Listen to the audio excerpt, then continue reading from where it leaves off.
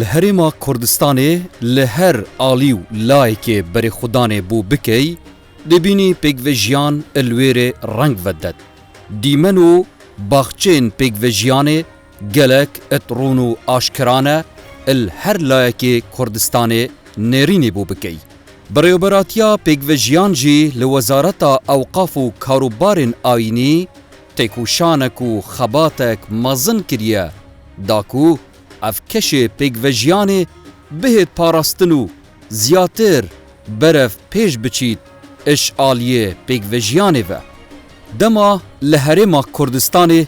تماشای هر بیاوکی و آلیه که بکی دبینی کش پیگوژیان الویره هیا وزارت اوقاف و کاروبارن آینی جی ریوبریک هیا اپناو ریوبریا پیگوژیان سیاست و استراتیجیت وزارت اوقاف و کاروبارن آینی جی هرتم پیکولاوی ایکی کریا کو گوتار آینی و دیالوگات نافبرا آینین جیاواز و نتوین جیاواز دا فراهم بکد هر وصا خبات بوی ایکی جی کریا داکو اف پیگوژیانا هی الهرما کردستانه بگهینید ملتو ولاتن بیانیو ین اقلیمی کا کشه پیگوژیان الهرما کردستان ابچه آوائیه وانجی هایداری اوی کشی بکد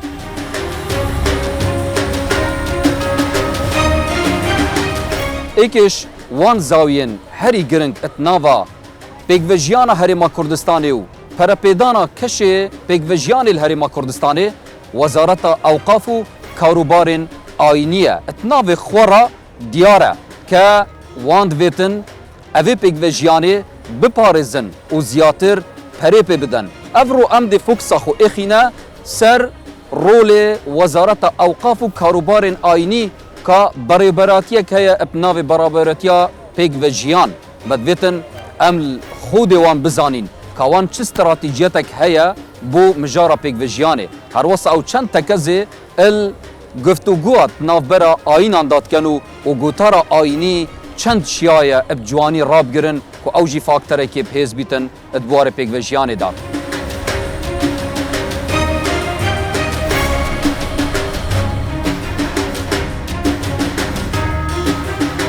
قشازيا تجار مهزر الوئي كي نكريا كو ام خو جدا بكين الهف نشتيمانيين كردستاني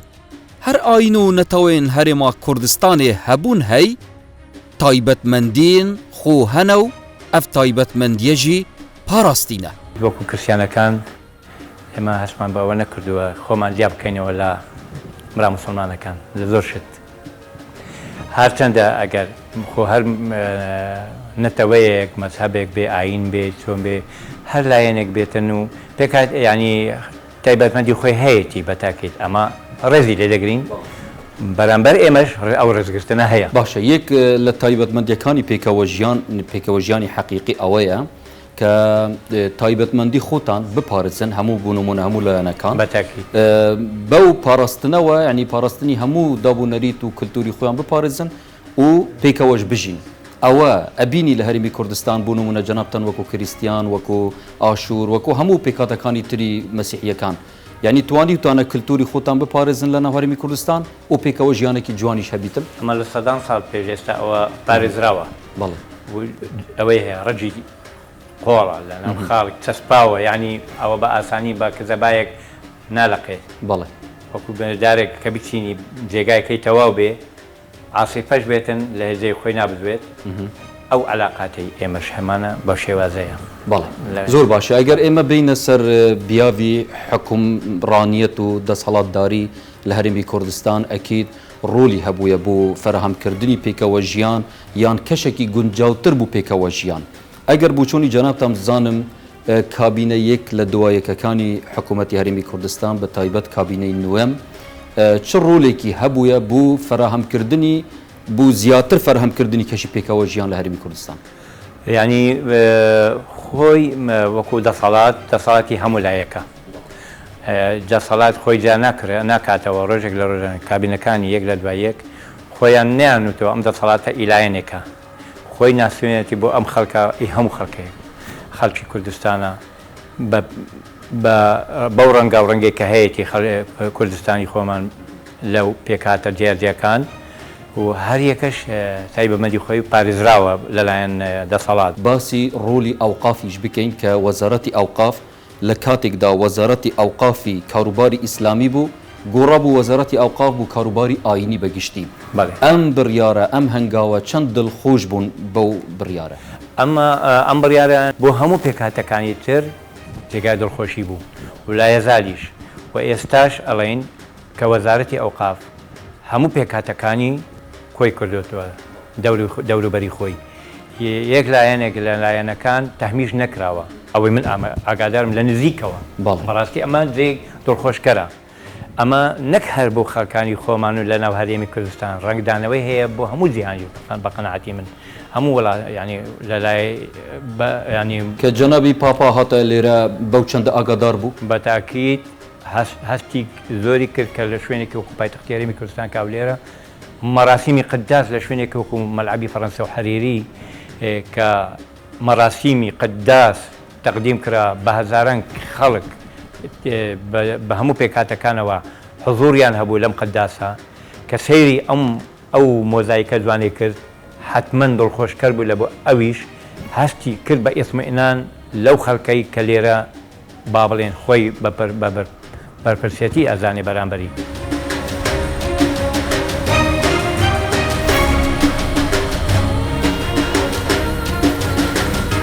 ئەمیر ڕێڤەبەرێ پێکڤەژیانێ الوەزارەتە ئەوقاف و کاروبارên ئاینیت بێژە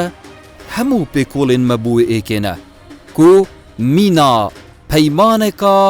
مەزن دروست بکەین ئەتنافبەرە هەموو پێکاتە و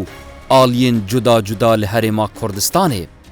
تەرکیزمان لەسەر ئەوەیە کە وەکو میساقێک لە بینی پێکاتەکان لە بینی پێکەوەژیانی نێوان ئاینە و ئاینزاکان هەبێت.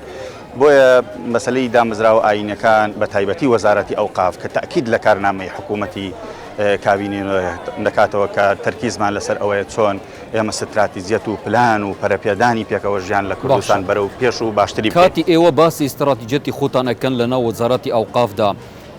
فکر لەوە ئەکەنەوە یان هەست بەوەتان کردیە کە بڵین هەڕەشەیەکیش هەیە بوو لە ناوبردننی کەشی پێکەوەژیان بە دڵنیایی زۆر جار بە تەئکید دەستێک هەیە دەستی خراپ هەیە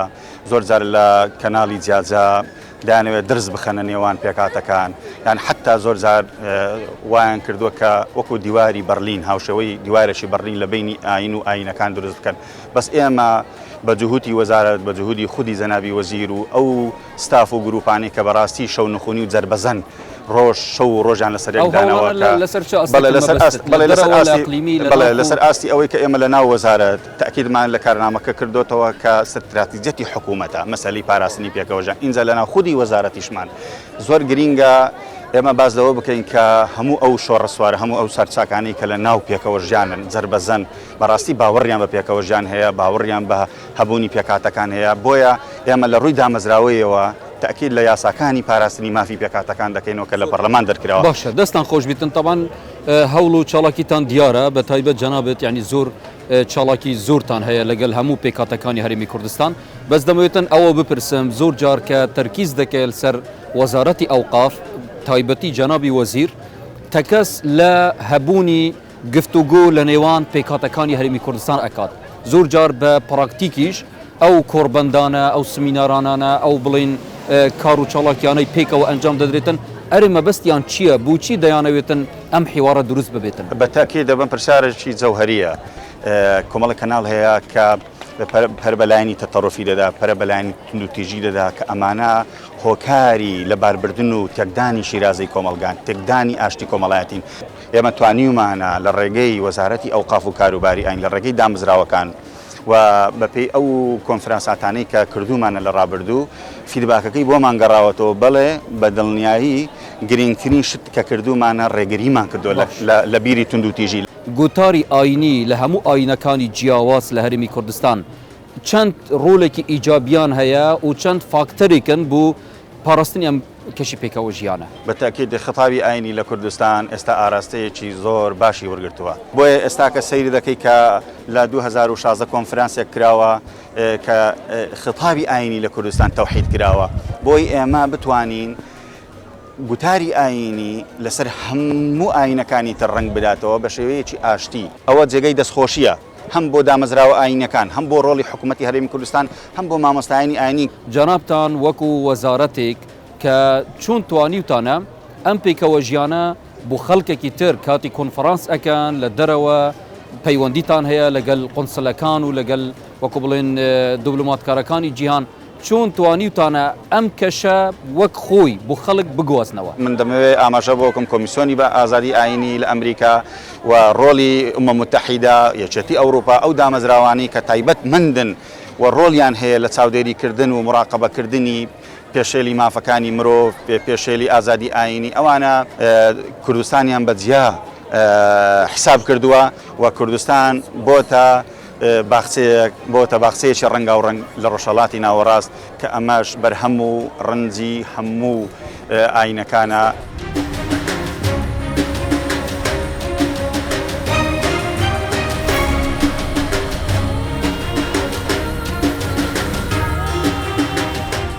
دەستخۆشی لە وەزارەتی ئەوقاف دەکەین توانویانە ئەم پێکەوە ژیانە لەگەڵ پێکاتەکانە زیاتر قوڵتر بکەن و حیوارێک دروست بکەن بۆ ئەوەی پێکاتەکان زیاتر لە یەکتێ بگەن. ئەم پێکۆ ژیان و ئازادیە بۆ پێکاتەکان بە ئاسانی دروست نەبووە هەڵبەت بە ماندووبوونی سەرکردایەتی سیاسی کوردستان دروست بووە و بە تایبەتی جەنابی سەرۆک بەرزانی و بەڕێز ئەوانەی کە لە حکومەت بوونە و ئێستایش بەڕێز مەسرور بەرزانی ئەمانە من لە نێزیکەوە ئاگادارم کە زۆر محتەمن بە بەدەستێنانی مافەکانی پێکاتەکان لە کوردستاندا.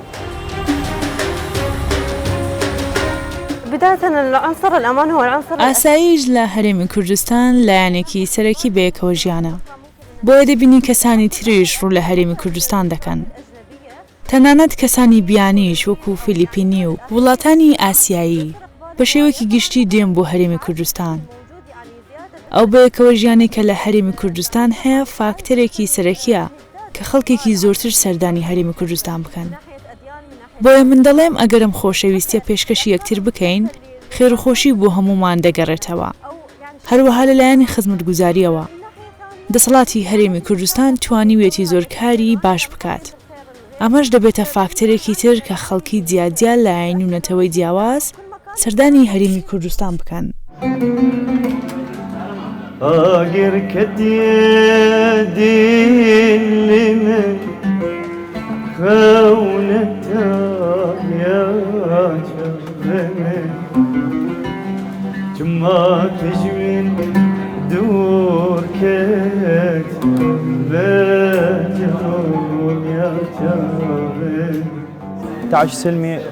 پێکڤەژیان لە هەرێما کوردستانێت شتێکی گەلێکی جوانە و گەلێک بەرچافە. خەڵکی هەرێمێ بە جوانی پێشوازیە هەمیان دەکەن.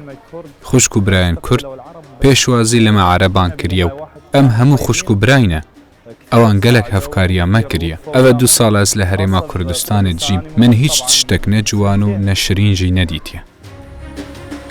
دکتۆر مەولود بەحسا ئەزموونە هەرێما کوردستانێت کات ئەدبیاوێ پێکڤەژیانێدا هەروەسا تەکەزێ ئەلڕۆلێ بەرچاوێ جوامێرانە و مرۆڤ دۆستانە یێ وەزارەتە ئەوقاف و کاروبارên ئاینی دکەت و ئاماژێژی دەتە وێئێکێ کو چەند نمونەیەکێن پراکتیکی هەنە ئەد ژیاناویە کەسۆکیدا کو وەک نێڤەندگیرێک ئەت ناوبەرە کەسێن جیاواز ئەل هەرێما کوردستانێ کارێک باش و کارێک خێرێ گێڕایە. وەکو تێڕوانینی خۆمان لەسەر کوردستان بەگشتی و وەزارەتی ئەوقاف کە بەڕێوەبەرایەتیەکی هەیە بەناوی بەڕێوەبەرایەتی پێکەوە ژیانی ئاینی هەنگاوێکی زۆر زۆر جوان و باشی ناوە لە چاو لە چ ڕوویەکەوە کرد بتوانانی زیاتر بوومان ڕوون بکەین مەبەستە چییە؟ لە چاو ناوچەکە ئەگەر بێت و ئەمە دیراسەیەکی ناوچەکەی بکەین مەسەن تورکیا و ئێران و عێراق و سووریا ئێستا سیرکە ئەو پێکەوە ژیانی لە کوردستان هەیە لە ڕووی ئاینیەوە لە ڕووی تقوساتی دینیەوە لە ڕووی هەتاکو و دەتوانم بڵێم تاک فەرد ئێستا زۆر فکری کراوەترە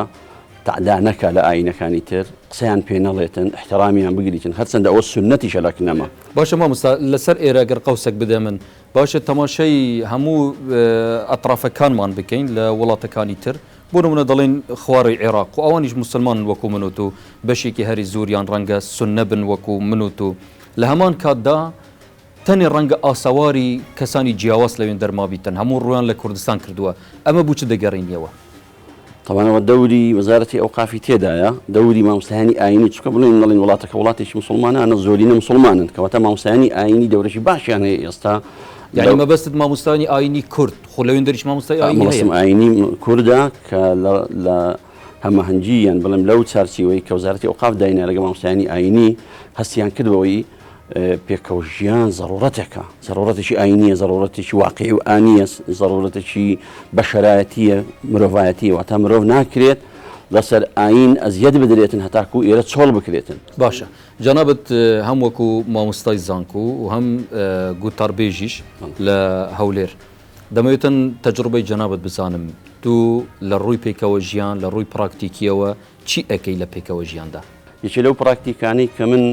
بەشداریم کردیە دوسێ جار چوتمە سڵحی نێوان خێزانی غەیری مسلمان لە ناو ماڵی خۆیان ینی چ بوو فاکتەری ئەوانیان هاندان بوو ئەوان من یەکێکیان لەوانە کوڕەکە تەڵەبە بوو لەکەنە من تەلەفۆنی بۆ کردوتی کێشەکەم هێرەگە خێزانم پێمان حل ناکرێت خێزانیشم لە خانەقینە دوورە ئەگەر بکرێت تەلەفۆن لەگە بابی بکەیت تەلەفۆن لەگە بابی کرد گوتم دەکرێت دابنیشین ئەمە لێک حاڵی ببین ئەوانە ژنومێردن ناکرێوانە هاتن ئەوان طبعا گوتم ئەنگۆ بێن باشە مەصرفتان ئایم کردمە بابەتی کۆمەڵایەتی و سوعبەت مەصرفتان ئایدی من دعوەتان ئایدی من وەرنە ماڵی من لە ماڵی من دادەنیشی ناچینە ماڵی فلان کەسی گوتیان باشە دەین دەچینە ماڵی کۆمە خزمی خۆمانە هاتن دانیشی لە ماڵی بابی ئەو دایکی ئەو خزمانی ئەوان دانیشتبوون عیلەیەکی گەورە مسلمانێک وەکو مەلایەک بەشدار بووم الحەمدولillah ئێستاش خۆشدارن ئەگەر جەنابەت وەکو مامۆستاکی ئاینی بچی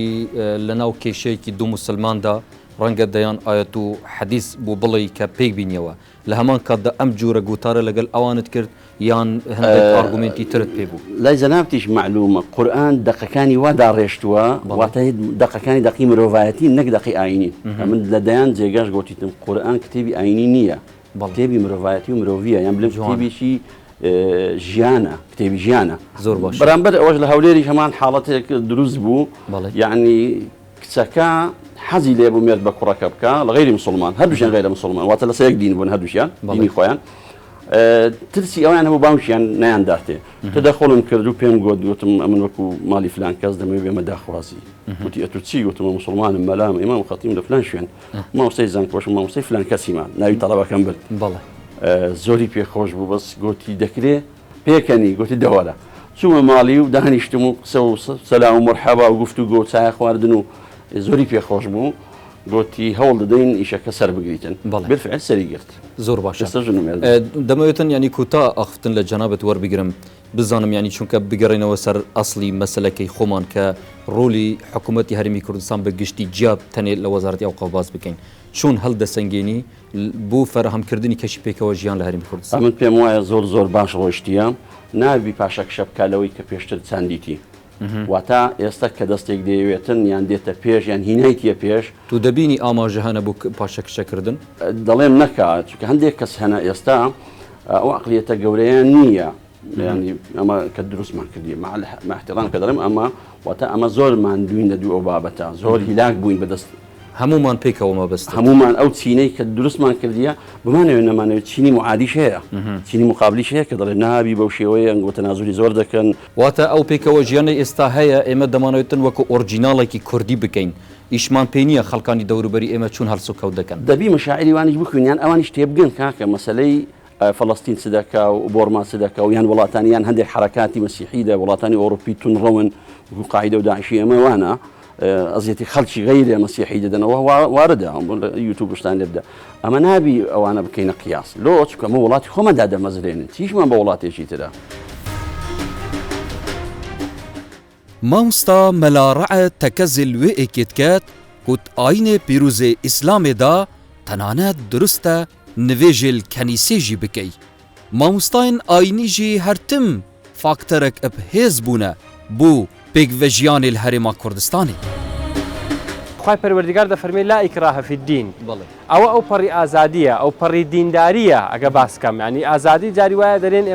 ئەمە وشەیەکی یان قسەیەکی غەرب و ئەوروپا ئەوانەیە بەڵام قسەیەکی دیندارانە و مسلمانانە ئەوەیە کە خی گەورە لە قورآانی پیرۆز دەفەرمێ لا ئیکراهە فی الدین قەت زۆرکردن لە ئاین لە دیندانیە لە دینی ئێمە زۆر لە خەڵک بکەین ئیلا دەبێ بە فکری من بیرکاتە وەکو من نوێژ بکە وەکو من عیبادەت بکە. ئێستا دەوانێتن بزانین بچوونی جەنابتان وەکو مامۆستای ئاینی بەرامبەر بە وەزارەتی ئەوقاف چەند فاکتەرێکی ئیجابی فاکتەرێکی خێر بووە بۆ فەرهەمکردنی پێکەوە ژیان نەک تەنێ بۆ فەرهەمکردن بەڵکو بۆ پاراستنی کەشی پێکەوە ژیان. هەر ئاینێک بەڕێوەبەراتێکی تایبەتی خۆی لەناو وەزارەت هەیە کە احتیمام بە کاروباری خۆی بدە و هەر کەسێک لە لەو ئاینە بۆ تا بەڕێوەبەر لەو بەشە بۆی خۆی دەزانێت ئەو چۆن دەکا و چی ناکا و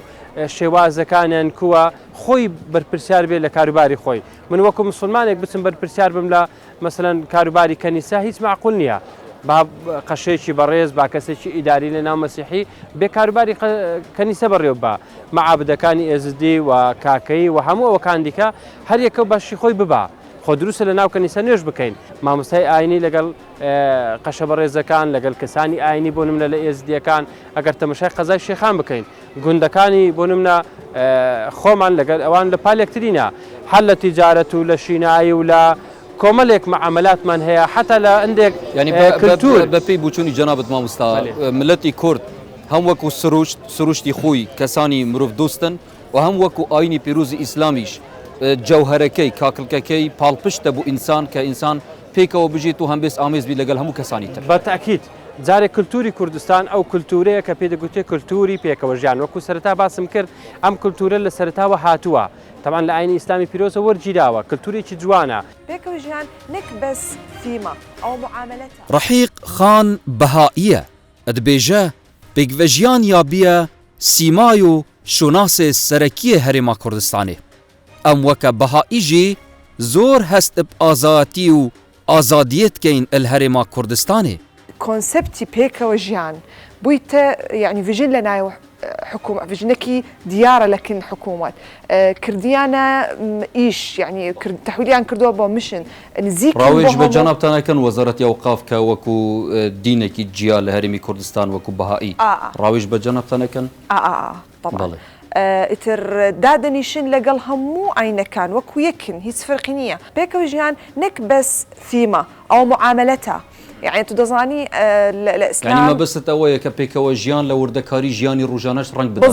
بالضبط فاستا حكومة محاولة دكا بنزيكا وتطبيق دكي لقلهم اينكا يعني اكر هريكك شخصية شي بابليك فيجري بهائي يزيدي صابئي هريكك محاولة دكين هموما دتسنا لكنيانا زور باشا استاجر تماشي كابينة كاني حكومة بكين همو كابينة كان تا گەشتی ئەمڕۆ کە کابینەی نووەمە ڕۆلی ئەوان چۆن دەنرخێنن؟ والله ڕۆڵی باش ئەوان ئێمە ئێستا هەر مشکلەمان هەیە هەر فکرەمان هەیە دەگاتە بۆ ئەوانش هەر دێک لە حکوومەت ئەو مؤسسە هەر مؤسسێک باوەڕ بکە هەر مؤسسێک لە حکوومە کۆبوونەوە و دادەنیشی گوێ دەکەی لە نزیکەوە بۆ هەموو ئاینەکان ئێوە وەکو بەهائی لە هەرێمی کوردستان پەرستگا و جێگای عیبادەت و پەرستشی خوا هەیە و ئێوە لە کەشێکی ئازادانەدا ئەکەن وەکو اعترافك لە بەهائی وەکو مؤسسەی مەجلیس بەهائی ئێستا يعني اعتراف کراوە لە ناو کوردستان هەموو طقوساتی ئەکتیڤیتی خۆمان زۆر بە ئازادی دەکەین ئەگەر زۆر بە کورتیش بیت بەس ئەو قسە لای من زۆر گرنگە ئەکید جەنابتان خزم و دوستان هەنە لە دەرەوەی وڵات یعنی کە بەهائی بن لە وڵاتانی تر ئەوان کە سەردانی لێرە ئەکەن چۆن ئەم کەشی پێکەوە ژیانە بین لە هەرێمی کوردستان والله نمونەی زۆر جوانە و هەموو بەهایەکانی جیهان کاتێک دێن گوێ دەکەین چۆن حکوومەت و مجتەمع کۆمەڵگای کوردستان چۆن تەقبولی یان بۆ هەیە بۆ هەموو ئاینەکان بەڕاستی جێکی ڕێزگردن و جێکی فێرکردن.